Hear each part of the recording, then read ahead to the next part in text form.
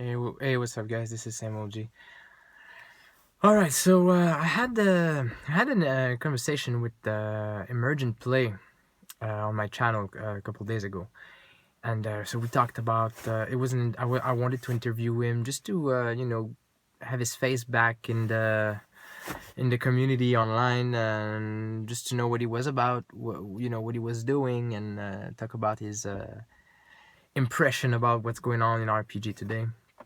And we did a glimpse, just a little glimpse of. We talked a little bit about where the new RPGs are going, and especially in the indie development.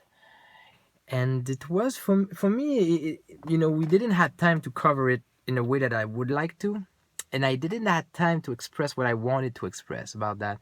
I mentioned that to me, where RPGs are going right now, it's that they become more and more some sort of cultural emulators, where instead of having like a big game that has no direction, that has no goal, no precise interpretation, no precise, just here's a setting, here's a genre, just do endless campaign, in it, and do endless campaigns in it, and then that's it, and then.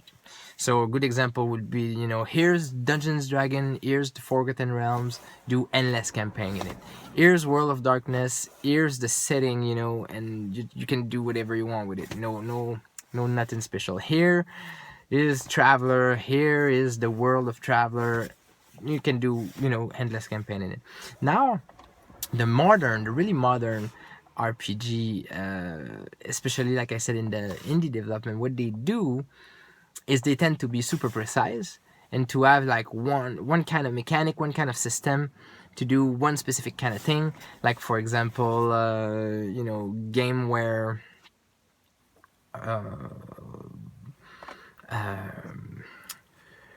you are invited to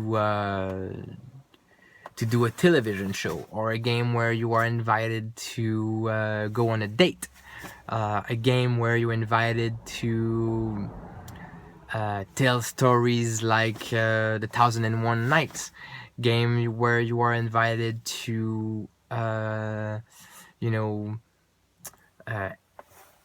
do some kind of a criminal situation and you have to get out of Dodge, a game where you were invited to role play what it is to have migraines, and all kind. I mean, there's many games like that where you the game will most likely be one shots or like two shots, and it is really precise. Like, here's what's gonna happen. You gonna be playing this culture.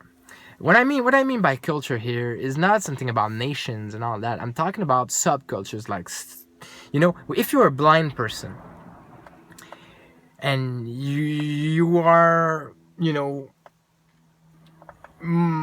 are participating in activities with other blind people, and you are talking with people that are not blind, and you have friends with people that are not blind but that are friends with people that are blind, and then it creates this kind of little bubble where it's just a bunch of blind friendly people together, kind of thing, where you know what it is to be with a blind person, and you know how to talk to a blind person, you know how to behave around a blind person, and you do activity that blind person do, and this becomes some kind of a culture. Same thing with deaf people, like deaf people. When you if you're not deaf but you have people who are in your family, and you are used to that, and you cannot behave the same way around that kind of person, because there is some kind of stuff that comes with it, so not being discriminatory or anything, just saying what it is. It is what it is.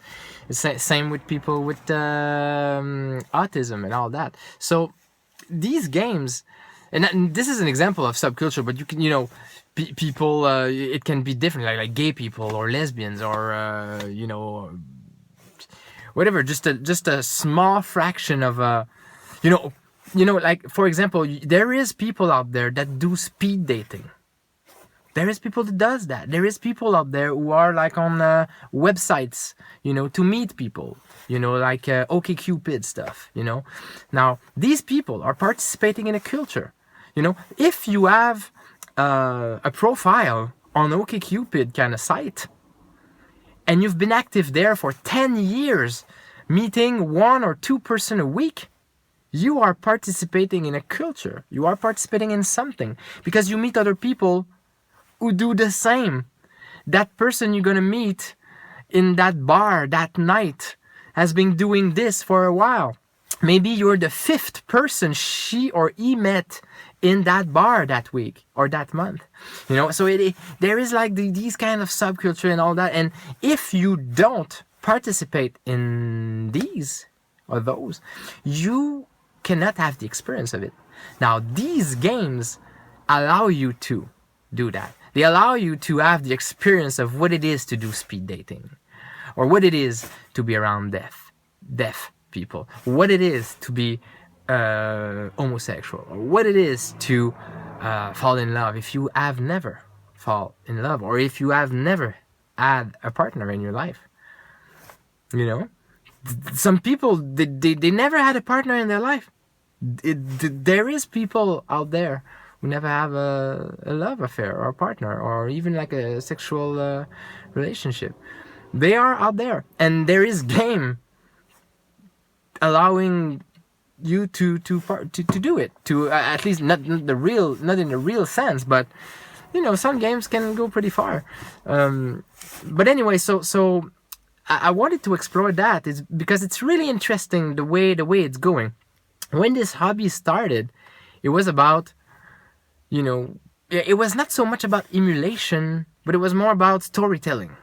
It was more about like, oh, let's go on an adventure and roll some dice and manipulate some mechanics and all that. So the first games, the first generation of games, that's what they were. They were throwing, creating a setting and then letting the player go in it.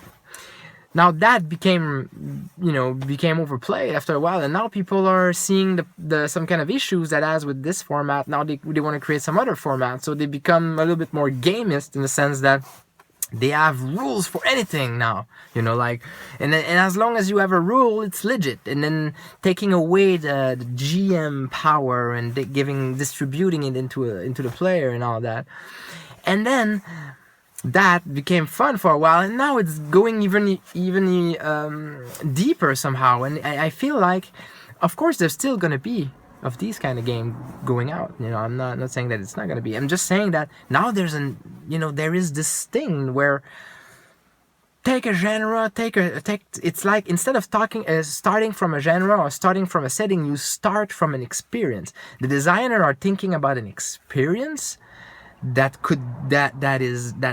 looks like it's fun, like being an insect in the court of law kind of thing, or being an homosexual in a city full of homophobic people or whatever, and then you take it's like, okay, now that would be interesting to do that, and then you create a game about that.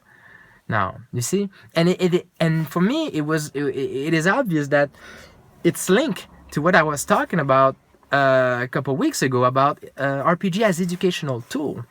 You want to educate someone about what is discrimination, what is racism, what is acceptation of others, what is abuse, what is all these moral issues that we have in our society. You want to educate people of what it is to be fucking hated for who you are. You want to educate someone about what it is to be left aside because you don't think like someone else, or you don't like the same kind of stuff as someone else, stuff like that. Make them play these games, or allow them to have that experience and see for themselves. And my question now is how good or how much relevant that is. Racism is one thing. Going for a job, not being able to have it because of your skin color or because of your cultural background. Walking on the street, having these looks on you because of who you are and your skin color and stuff like that. Hearing the comments, having the way the certain type of people behave around yourself, you know, just because of who you are, and nobody sees it. You know, that's really, really interesting, really interesting. And then how much a role playing game can portray that. You know what I'm saying? Imagine a bunch of white people or a bunch of black people trying to emulate, I don't know, like race, some kind of racism that is not related to who they are. Like, it's impossible kind of thing to achieve, even if the game explain it to you. I mean, it's not the same. It's never gonna be the same. So my question is really like, okay, so these cultural emulators, would they be as good as they to do that? I mean, is it